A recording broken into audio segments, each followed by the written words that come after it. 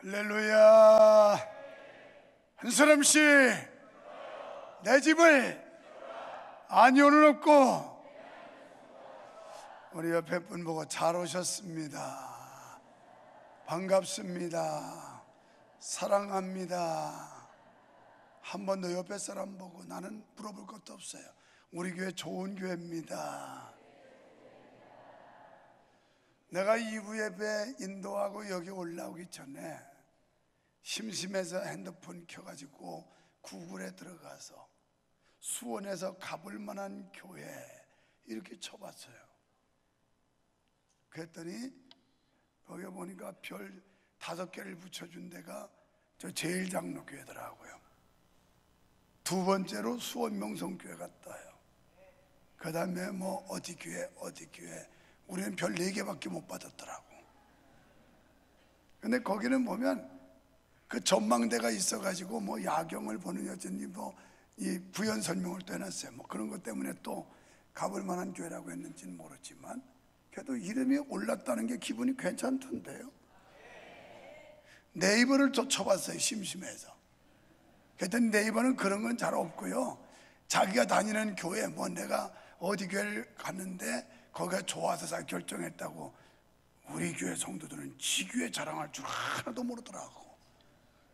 아니 그 사람들은 자기네 교회 그 조그만 교회 가가지고 내가 뭐 여기 교회를 와서 다니는데 좋다고 자기 교회 선전하는데 우리 성도들은 왜 못하는 거예요? 주일날만 되면 미안하기도 하고 죄송스럽기도 하고 그럴 때가 많아요. 왜냐하면 주차 공간 때문이죠. 그래서 들어오고 싶어도 못 들어오고, 우리 교회 지하 주차장은 봉사자는 일체 단 한 대도 못 들어옵니다. 다 예배자들만 순환하느라고 들어오지 이분들 일찌감치 와서 고생하는데 차도 못 들어와요. 그냥 뭐 다 박대받고 쫓겨나가고 이래요. 그래서 그때마다 참 미안하고 또 여러분한테 죄송스럽기도 하고 또 한편으로는 또 고맙기도 하고. 아멘을 죽으라고 안 하네. 뭐 기분 나쁜 일 있어요? 부부싸움하고 왔어요. 그래서 그 소리야. 지금 아멘 안 하는 사람들 그런 끼가 있다는 얘기거든. 그치? 우리 청년? 그럼 맞아요. 그래서 오늘도 보면서 그 뭐 좀 일찍 오면 다 들어오는데 늦게 와가지고 찾을 데 없으니까 저 갖다 대놓고 그러고서 벌써 시간이 한참 지난데 허겁지겁 오는 모습들을 보니까 좀 안 됐기도 하고 미안하기도 하고 언제일지는 모르지만 기도하고 있어요. 아무래도 내가 은퇴하기 전에 일을 저질러 가지고 마무리하고 물려줘야 다음에 후임자가 좀 편하지 않을까 이런 생각이 들기도 하고요. 그래서 여러분한테 언제 한번 설문조사를 받아보려고. 그래서 우리 교회가 옆에 있는 저 옛날 구성전을 허물어버리고 지하에다가 주차장을 한 3층을 들여서 지상 1층까지 한 4개 층을 주차장으로 하면 그냥 대충 따져보니까 지금 기존의 주차장하고 약 1000대 정도를 주차를 할 수 있겠더라고요. 그 정도만 되면요 지금보다 훨씬 붕돼서 한 예배가 다 와도 어느 정도 해소가 할 수 있어요. 그런데 그게 아멘? 근데 그게 입만 가지고 되냐고. 돈이 있어야 되는 거지 입만 가지고 되는 게 아니라. 근데 뭐 돈 그렇게 여러분이 예배당 질 때 뭐 돈 많이 낸 것도 아니잖아요. 그냥 한 평당 500만 원씩 내자고 그랬어요. 주차장을 만약 한 평을 늘리려면 여기 살 땅도 없지만 이 지역은 3천만 원 이상 줘야 한 평을 살뚱말뚱해요. 우리 교회에서부터 이 주상복합인 데는 전부 상업지역이거든요. 상업지역이면 아무리 싸도 3천만 원 이상 줘야 한 평을 사는데 주차장은 그냥 지하에다 해서 하면 500만 원만 주면 한 평 드릴 수 있는데 돈들 좀 열심히 저축했다가 2,000명만 헌신하면 돼. 그러면 500만 원씩 한 평 2,000명만 하면 100억이니까 좀 모자라면 이거 빚내서 또 지치 못 가니까. 내가 개척 때부터 지금까지 빚 가운데 사는 사람인데 뭐 그게 겁나겠어요? 그 이제 이거 100억 빚지고 한 거 이제 거의 다 갚아가요. 그래서 좀 뭐 한 2, 3년 추스르고, 그리고 우리 한번 힘 모아가지고 하면, 그러면 지금처럼 그 주차 때문에 시달리지 않고 이렇게 얼마나 수월해질 텐데, 그거 해봄직하잖아요. 내가 뭐 하자 소리 안 하면 안 하려고. 내가 무슨 뭐 여기서 영생 불사할 것도 아니고 영원히 목회할 것도 아니고, 나도 정년 70살 되면 물러날 건데, 뭐 여러분이 속으로 아이 좀 더 하세요, 아직 팔팔한데, 아이 그래도 더 하고 싶은 마음도 없어요. 정년 되면 물러날 건데 뭐가 답답해서 내가 또 일 벌려놓고 그거 마무리 안 하고 쩔쩔. 그래도 구관이 명관이라고, 그래도 나하고 여러분하고 좀 소통이 되니까 새로 신빙 목사님 온 것보다는 내가 더 잘하지 않겠어요? 그러니까 너무 겁먹지 마요. 뭐 돈 500만 원이 무슨 인생의 전부라고 이렇게 인상 팍팍 쓰고 그러지 말고, 아유 목사님 어떻게 이렇게 신사적인 교회가 있냐고. 아니, 세상에 교회를 새롭게 하면서 돈 500만 원 내라는 교회는 처음 봤다고. 뭐 제야 5천만 원 5억만 내라고 그러는데, 우리는 그렇다고 뭐 부흥하는 것도 아니에요. 지금까지 예배당 몇 번 짓고 뭐 수양관 짓고 해서도 부흥해가지고 돈 뜯어낸 적 없어요. 여러분한테 그냥 자발적으로 우러난 마음으로 했지, 이렇게 신사적인 교회가 없다니까. 다시 한번 옆 사람 보고, 우리 교회 좋은 교회입니다. 우리 목사님 좋은 목사님입니다. 그렇게 고백하는 자에게 주의 은혜와 축복이 있을지어다. 점에 대한 유머인데요, 4.5하고 5.0이 살았는데, 이 4.5는 5한테 노상 시달림을 당하는 거예요. 그래가지고 얼마나 5가 4.5를 고박하는지, 어느 날 막 대판 싸웠는데 4.5가 졌어요. 그래서 그 다음부터는 5 앞에만 쓰면 그냥 주눅이 들어가가지고 어깨가 축 처지고 이래요. 하늘은 5가 4.5한테 야 커피 좀 타와 그랬어요. 다른 데 같으면 고분고분했는데 그날은 야 네가 다 먹어 그러는 거예요. 그래가지고 2하고 3하고 걱정이 됐습니다. 야 이러다가 저 개박스러운 5가 말이야 4.5한테 막 행포를 부리면 어떡하나. 그래서 찾아가가지고 4.5한테 막 구슬렀어요. 야 너 왜 그래 갑자기, 그냥 들어줘, 어디가 커피 타다 줘 막 그랬어요. 그랬더니 4.5가 야 나 좀 뺐어. 내가 45니까 이제 5한테 구실거릴 거 없잖아. 여러분, 사람들은 약점이 있습니다. 약점이 있는 사람은 기가 죽고, 약점이 있는 사람은 열등의식에 빠지게 됩니다. 자기가 약점이 있다고 생각하면 의기소침하게 되어 있습니다. 그러나 이 약점을 강점으로 만드시는 하나님, 그 약점도 빼버리기만 하면 우리는 의욕이 넘치게 되고, 자신감이 넘치게 되고, 용기가 넘치게 되고, 세상에 0.5 차이로 4.5가 노상 시달림 당하다가 좀 빼버리니까 그때보다는 큰 소리 치고 살았대요. 오늘 예수 그리스도 안에서 여러분의 약점, 여러분의 단점을 빼버리시고, 그리스도 안에서 내게 능력 주시는 자 안에서 내가 모든 걸 할 수 있다고 하는 이런 믿음의 산 소망 가지시기를 주님의 이름으로 축원합니다. 앞선 3장에서 총체적 타락과 부패, 남쪽 유다가 총체적으로 패역하고 타락하고 부패했는데, 종교적으로는 우상 숭배를 해서 하나님을 노하시게 만들었고, 정치적으로는 지도자들이 사리사욕에 도취해 있었고, 그리고 이 사회가 온통 혼란하고 더 이상 하나님께서 봐줄 수 없는 지경까지 와서 결국 하나님의 심판이 임할 것을 예고했습니다. 그러다가 오늘 4장으로 넘어오면서 내용의 메시지가 확 바뀌면서 희망의 메시지를 다시 전해주고 있는데, 여기서 우리가 알아야 할 진리는 하나님의 심판은 이스라엘을 멸망시키려 하심이 아니라 어떻게 해서라도 그들을 깨우쳐주고 그들을 회복시켜서 하나님의 자녀의 지위를 다시 회복케 하는, 이것이 하나님의 뜻이라는 겁니다. 이런 점에서 우리가 하나님의 손의 징계를 받을 때 이것이 얼마나 희망적인 일인지 모릅니다. 히브리서 11장 5절에 보면 우리가 주님의 징계를 받을 때 가볍게 여기지 말아라. 왜 하나님이 나를 징계하실까? 이게 무슨 뜻일까?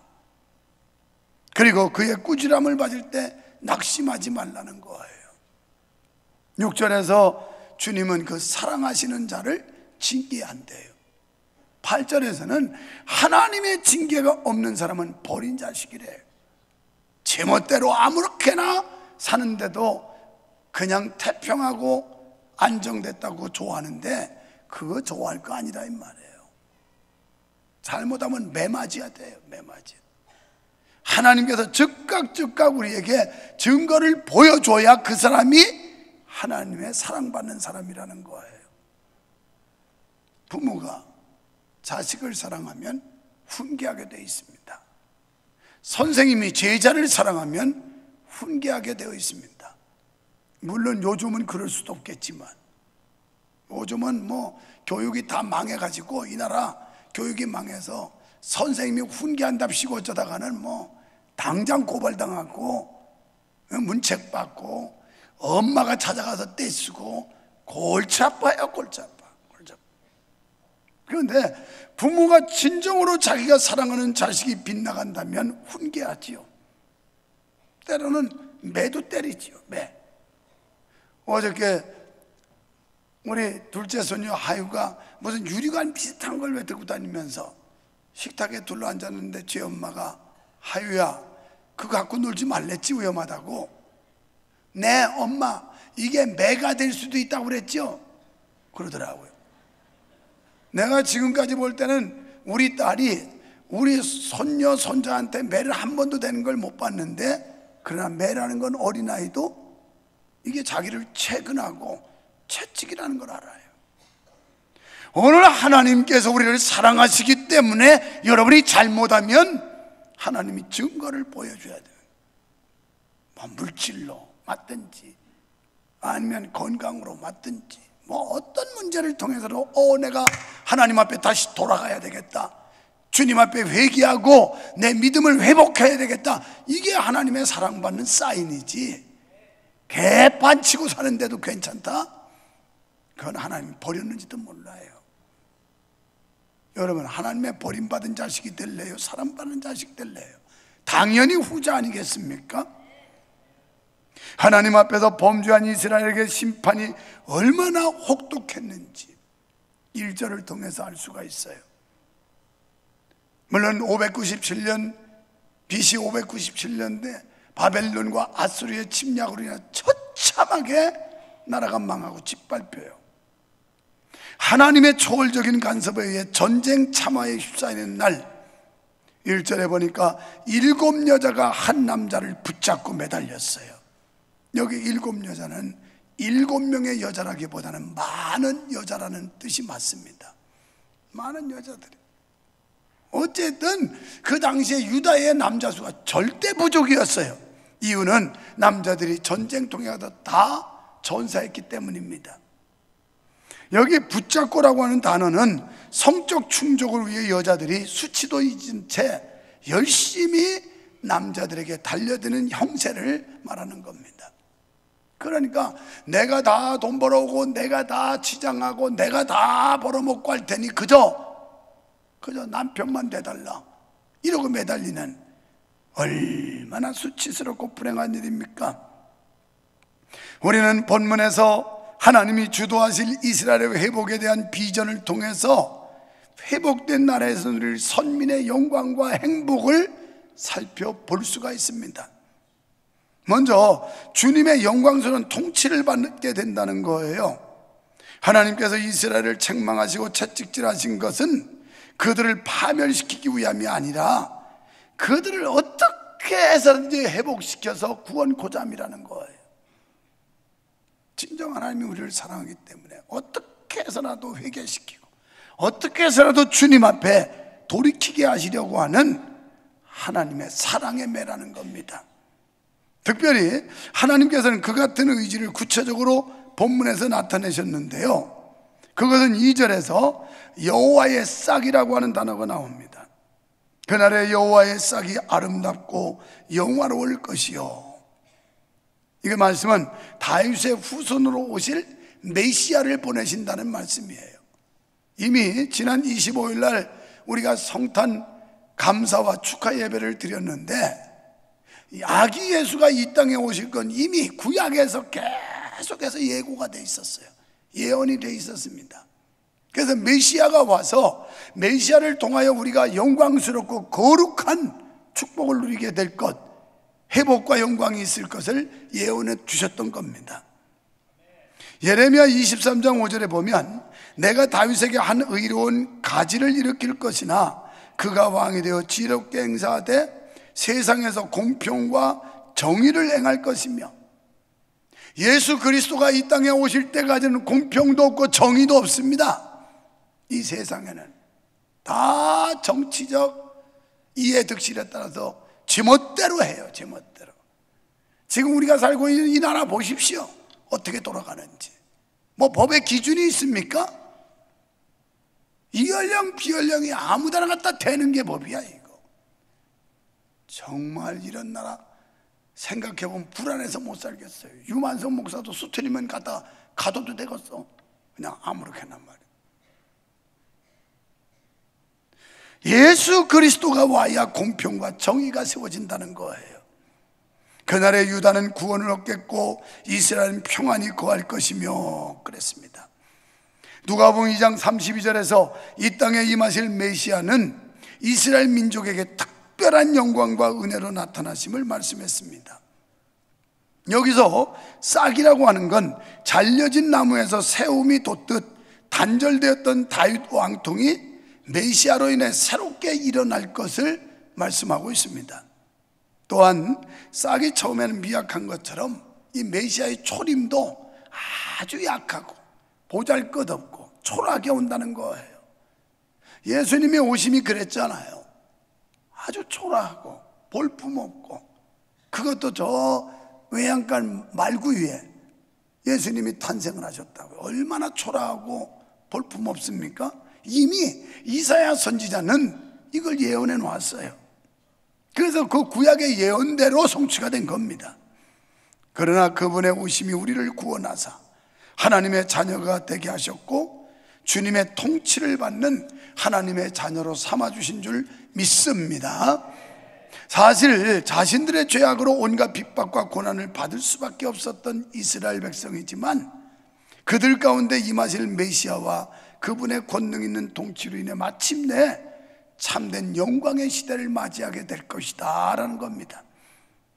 학개의 2장 5절에 보면 애굽에서 나올 때 언약한 말과 나의 신이 너에게 머물러 있다 그랬고, 그러니까 하나님께서 출애굽할 때 약속하신 그 언약, 그게 그대로 유효하다는 거예요. 다시 말하면 하나님의 말씀은 정확무오하고, 그리고 이 말씀은 반드시 이루어지는 예언의 말씀이요 약속의 말씀이기 때문에 이 성경이 우리에게 주시는 그런 내용들은 그대로 받고 믿으면 돼요. 그러면 역사가 일어나요. 그런데 믿는 자에는 구원이, 믿지 않은 자는 멸망이 온다고 해서 그대로 이루어지는 거예요. 그래서 구약의 예언이 신약에 와서 성취된 것처럼 오늘 이 성경의 말씀들이 우리의 삶의 현장에서 우리가 믿느냐 믿지 않느냐에 따라서 역사가 나타날 수도 있고 아무 말씀이 되지도 않을 수도 있는 거예요. 그리고 하늘과 땅을 진동시킬 것이며 예수님 오시면 그래 된다는 거예요. 이미 예수님께서 초림하실 때도 하늘과 땅이 진동했지만 이제 재림하시는 주님이 오는 날에는 진짜 천사장의 나팔소리에 하늘과 땅이 벌벌 떠는 진동하는 그날이 오고야 맙니다. 바다와 육지를 진동시킬 것이라고 그랬습니다. 오늘 2절에 보니까 영화롭고 아름다울 것이며 그랬는데, 이 비극적 현실을 맡고 있는 선민에게 특별한 영광을 나타내는 메시아 출현이 갖는 복스러움을 강조하는 표현이에요. 그렇습니다. 이런 아름다운 비전은 내놓을 것도 없는 우리들, 자랑할 것도 없는 우리들, 또 고난 중에 살아가는 우리에게 아름다운 소망을 안겨주는 줄 믿습니다. 그러니까 우리는 마침내 도래할 메시아의 거룩한 통치로 인해 영광스럽고 복된 시대를 맞이할 수 있다는 겁니다. 때문에 우리는 원망과 불평을 삼가하고 메시아 예수님의 재림을 고대하며 끝까지 인내할 수 있어야 됩니다. 믿음을 포기하지 마세요. 신앙의 발걸음을 멈추지 마세요. 우리가 따라가는 주님의 발자취 중단하지 마세요. 주님 오시는 그날까지 끝까지 인내하며 이 믿음 지키시기를 축원합니다. 여기서 이스라엘의 피난한 자는 크나큰 비극과 아픔 속에서도 구원받고 살아남은 자, 하나님의 은혜로 회복된 예루살렘에 거하는 무리들을 말씀하는 거예요. 오늘 본문에서 예루살렘에 머물러 있는 자, 3절에 시온에 남아있는 자, 또 예루살렘에서 생존한 자 중 농명된 모든 사람은 거룩하다 칭함을 받으리라 그랬어요. 하나님은 이스라엘 민족 전체가 불순종함으로 하나님의 언약이 거부되는 상황에도 남은 자들을 통해서 하나님의 거룩한 계획을 이루어 가신다는 걸 말씀하고 있습니다. 그러니까 우리가 하나님의 역사를 거부한다고 하나님의 뜻이 변경되느냐? 절대 그렇지 않습니다. 내가 하나님의 역사를 거부한다고 하나님의 계획이 변경되느냐? 절대 그렇지 않습니다. 하나님은 하나님의 뜻을 이루기 위해서 남은 자들, 끝까지 버티면서 시온산과 예루살렘의 남은 자들을 하나님께서 쓰신다라고 말씀하고 있어요. 오늘 여러분 마지막 때 남은 자가 되셔서 하나님이 쓰시는 교회, 하나님이 쓰시는 목사, 하나님이 쓰시는 성도 여러분 되시기를 주님의 이름으로 축원합니다. 축원합니다. 하나님은 반드시 남은 자를 들어 쓰신다는 거예요. 그 다음에는 거룩하고 정결하다 칭함을 얻는다고 그랬습니다. 하나님은 범죄한 이스라엘을 심판하시지만 그렇다고 그들을 전멸시키시지는 않습니다. 하나님은 반드시 당신이 택한 자를 남겨두십니다. 다니엘 12장 1절에 보니까 환난의 때에도 무릇 책에 기록된 모든 자가 구원을 얻을 것이니라. 환난의 때가 오는데 구원의 책에 기록된 사람, 이게 요한계시록 20장 15절에 와보면 이 말씀은 생명책에 기록된 자, 생명책에 그 이름이 기록되지 못한 자는 불못에 지옥에 들어간다는 거예요. 지옥에 들어가. 우리가 믿는 목적이 뭐예요? 천국 가기 위해서 믿는 거 아니에요? 천당 가려고 믿는 거 아니에요? 그런데 생명책에 기록이 안 되면 지옥 불못에 들어간대. 유황불 끓는 곳에. 여러분, 교회 다닌다고 다 구원받는 게 아니라 믿어야 구원받고 주의 말씀대로 살아야 하고 주의 명령대로 순종해야 되고, 명성교회에 적을 두었다고 구원받는 게 아니에요. 우리나라에서 최고 좋다고 하는 서울대학교 다 가고 싶죠? 그럼 가세요. 아침에 캠퍼스에 가가지고 들어갔다가 저녁 때 오후에 점심 구내식당에서 먹고 나오세요. 그럼 서울대학교 들어갔다 나왔다 하잖아요. 아무 소용없어요. 거기 학적부에 이름이 올라야 되고, 그래서 그 학적부에 이름이 등록이 됐을 때 이 사람이 학력이 나오는 거예요. 학력. 서울대학교 졸업장이 나오고 학력이 나오는 거예요.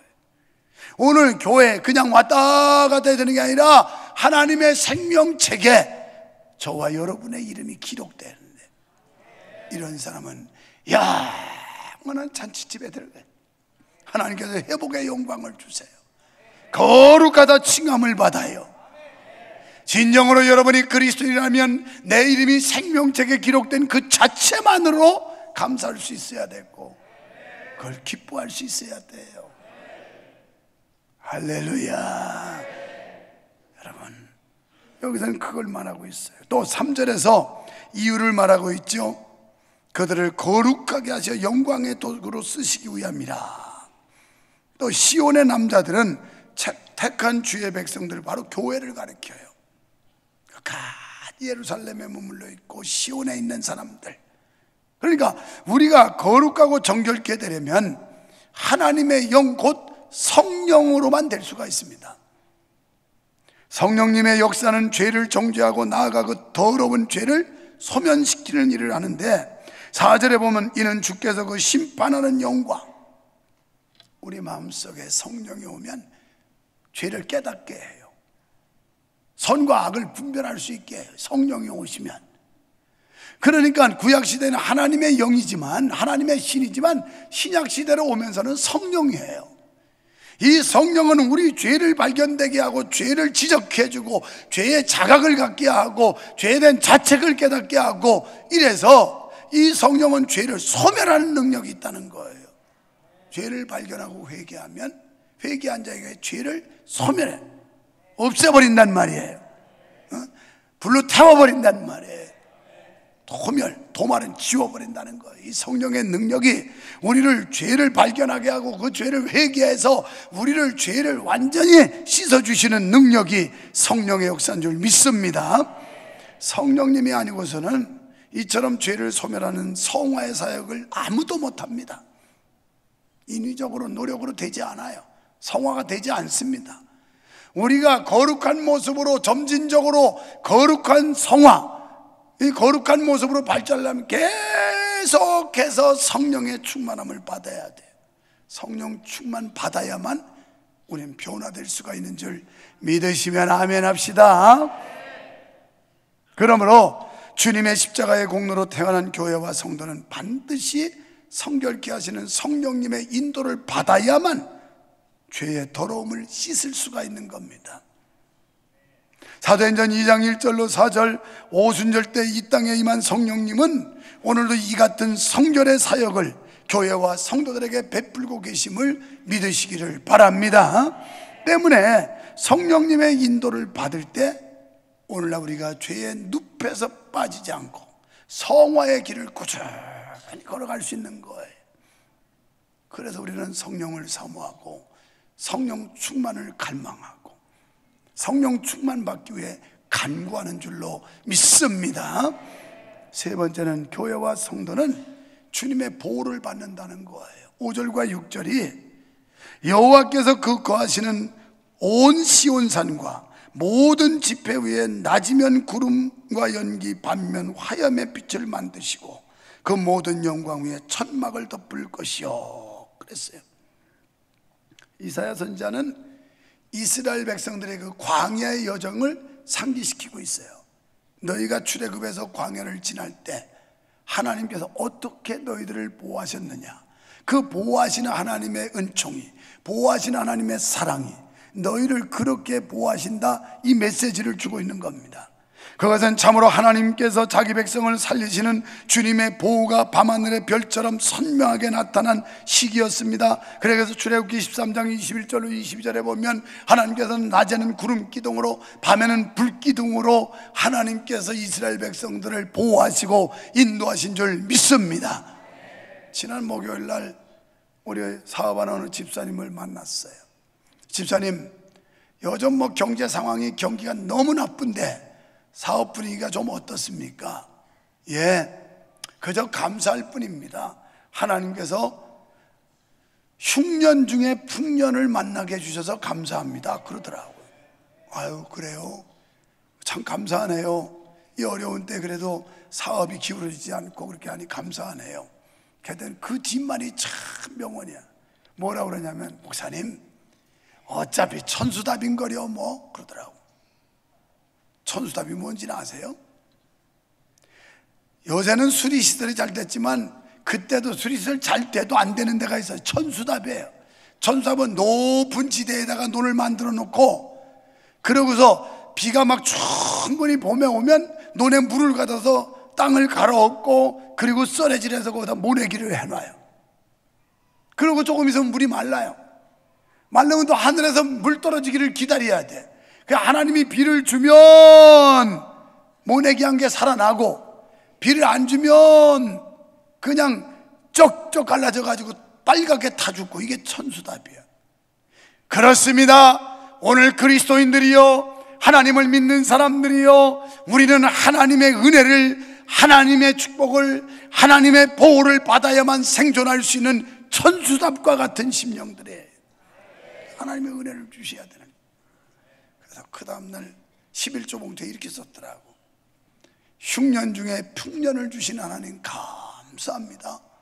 그래가지고 거기다가 헌금을 11조를 넣는데 400만 원을 넣어서 드렸더라고요. 속으로 지금 그러거든. 미친놈이 그렇게 많이 헌금을 갖다 내냐, 돈도 안 아깝냐 이럴 텐데, 여러분 하나님 은혜 받은 사람들은 아무것도 아니야. 그저 감사하다는 거예요. 하나님께서 천수합 같은 은혜를 주셔서 하나님이, 여러분 구약시대의 이스라엘 백성들 그랬지 않아요? 그 황량한 광야에서 하나님께서 만나를 내려주지 않으면 어떻게 생존할 수 있었겠어요? 하나님께서 반석에서 샘을 나게 안 했으면 목말라 죽었을 거예요. 또 그 오랜 세월을, 신명기를 통해서 가르쳐 주는 게, 오랜 세월 광야 생활 40년 하는데 하나님이 발이 부르지 않게 하셨고 옷이 헤어지지 않게 하셨고, 이제 2019년 마지막 주일날 예배를 드리는데 뒤돌아보면 하나님께서 그때마다 우리에게 은혜와 축복을 베풀어 주셔서 오늘 이 자리에까지 나올 수 있도록 하신 게, 이게 하나님의 은혜인 줄로 믿습니다. 이 하나님의 축복과 보호하심이에요. 그래서 신명기 32장 10절에 보면 하나님께서 우리를 자기의 눈동자같이 지킨대요. 여러분 보통 사람들이 아니에요. 이 온 시온산에 있는 사람들, 예루살렘에 있는 구원받은 하나님의 백성은 보통 사람이 아니라 눈동자같이 지켜준다는 거예요. 세상에 우리 신체 조직 가운데 눈동자같이 예민하게 이걸 신속하게 보호받는 데가 있을까요? 오죽하면 빠른 시간 개념을 말할 때 눈 깜빡할 사이였다고 그러잖아요. 무슨 로켓가 나가는 것도 아니에요. 눈 깜빡할 사이. 세상에서 가장 빠른 시간 표현이 눈 깜빡할 사이인가 봐요. 그 정도로 오죽하면 하나님께서 얼마나 신속하고 정확하게 우리를 소중하게 보호하시면 자기 백성을 눈동자같이 지킨다고 그래요. 눈동자같이. 보호하심을 믿으시기 바랍니다. 하나님이 여러분과 함께 하심을 믿으시기 바랍니다. 하나님의 인도하심을 믿으시기 바랍니다. 믿어야 돼요. 하나님이 이 백그라운드, 이거 확신하는 사람은요 자신감이 있어요. 당당해요.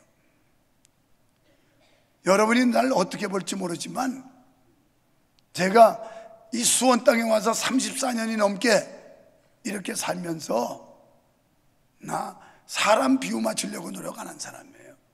여러분, 아이고 우리 목사님 그래서 사랑이 없어서, 사랑이 꼭 뭐 말로만 해야 사랑입니까? 요 속에 깊은 사랑이 있는데,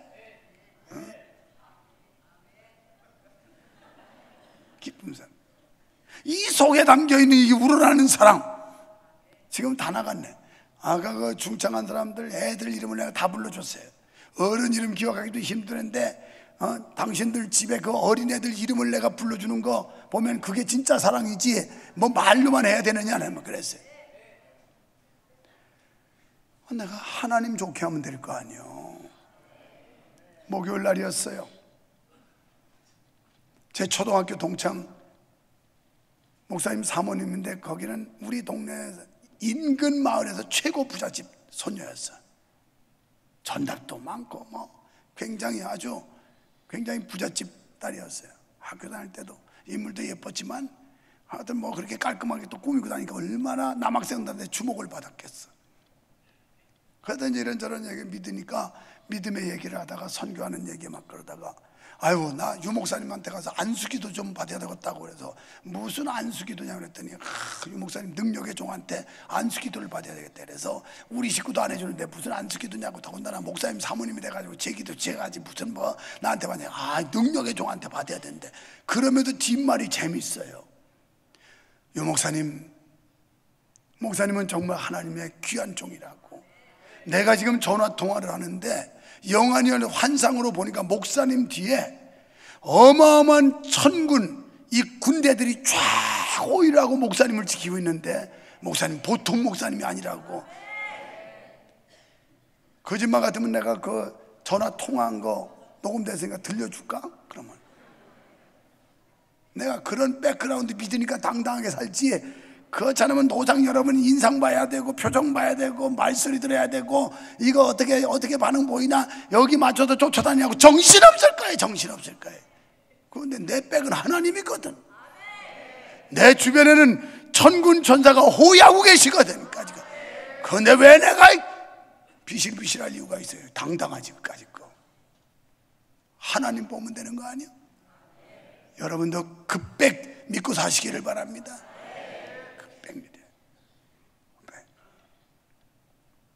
우리 고향교회 지금은 뭐 우리 형님하고 동창이니까 나보다 한참 선배인데, 그 선생님이 부여 저 고지 벽지 가서 선생님하고 있었는데 어느 날 우리 고향 그 학교로 모교로 왔어요. 그 정 선생님이 대답이 명답이에요. 아유, 정 선생님 어떻게 이쪽으로 이렇게 발령을 받아왔냐니까, 저는 어디 교육청에 힘쓴 것도 없고 장학사한테 아부한 것도 없고 그냥 하나님 앞에 기도했는데, 하나님 백이지요. 하나님 백. 그러니까 루이비통 백 없다고 실망하지 말고, 샤넬 백 없다고 인상집 부리지 말고 주님 백 믿으시기 바랍니다. 주님 백 들고 가시기를 바랍니다. 주님 백 들으면 당당한 거야. 까짓거 시장표 백을 들었어도 주님 백만 들으면 당당한 거예요. 오죽 시원찮으면 그냥 뭐 누이비통 백이냐 샤넬 백이냐, 또 그 다음에 무슨 백이 있어? 한 세 번째 뭐 악어 가죽 백이냐, 무슨 뱀 가죽 백이냐, 새 가죽 백이냐, 다 필요 없어. 다 필요 없어. 그까진 백. 그냥 예수 백 갖고 다니면 돼. 예수 백. 하나님 백 갖고 살면 돼. 따라하세요. 하나님은 내 백이다. 예수님이 내 백이다. 이 두고 다니는 백 말고 백그라운드, 배경이라 이 말이요. 내 편. 할렐루야. 이거 믿어봐요. 신나지. 당당하지. 구질구질 안 해요. 목사를 해도. 사람들 날 보고 그래요. 어떻게 이렇게 큰 소리 치면서 목회를 하냐고. 하나님의 종이 하나님 백인데 큰 소리 치고 하지. 그러면 쥐 죽은 듯이 살까? 이거 좋은 줄 알아야 돼. 아이고, 그래 목사님 너무 강해. 강하긴 뭘 강해. 강한 사람은 잘 부러져. 우리는 강한 만큼 더 확 꺾을 때는 금방 꺾여. 그런데 유들유들한 사람이 사람 짐 빼더만 그거 아주 찔깃해가지고. 그 내가 충청도 사람을 별로 좀 그래요. 삐지지 말고, 또 내가 충청도니까 또 충청도 씹지, 다른 데 같으면 지네 또 지역도 탓했다고 하는데 시비 걸을까봐 못하는 거예요. 그냥 주님이 눈동자같이 한 해 동안 지켜주셨어요. 그 주님이 앞으로도 눈동자처럼 지켜줄 줄 믿습니다. 이사야 선지자 예언대로 예수를 말미암아 영광을 얻게 되고 성령님의 역사로 성화될 수 있으며 하나님의 눈동자 같은 보호하심이 있을 줄 믿으시면 아멘 합시다. 그 누구도 이러한 은혜를 빼앗을 자 없대요. 이 사실을 믿고 범사에 감사하는 기쁨의 신앙 누리시기를 주님의 이름으로 축원합니다. 축원합니다.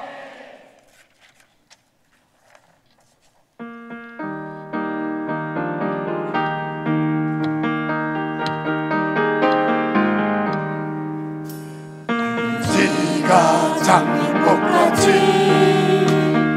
피는 것을 볼 때에 불쑥함에 노래 부르며 거룩한 길 다니니 저기 거룩한 그 길에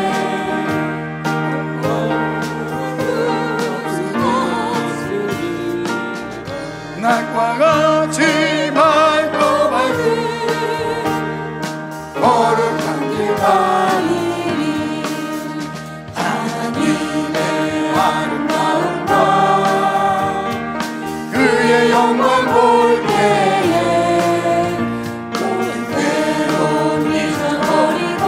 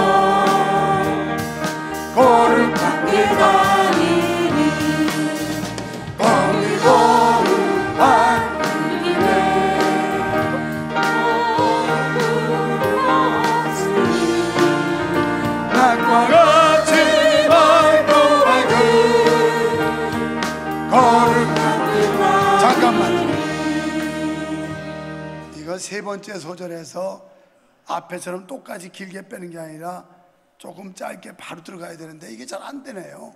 그죠? 그냥 똑같이 길게 아까 우리끼리 편곡해서 다시 해봐요. 그래도 4절부터 약한 짐승 없으니 두려울 것 없겠네. 기쁨으로 노래 부르며 거룩한 길 다니리. 거기 거룩한 그 길에 없으니 난 떠나지 말고 말고 거룩한 길 다니리. 어디 죄인 전혀 없으니 거룩한 자뿐이라. 주가 주신 멸류관으로 거룩한 길 다니리. 거기 거룩한 그 길에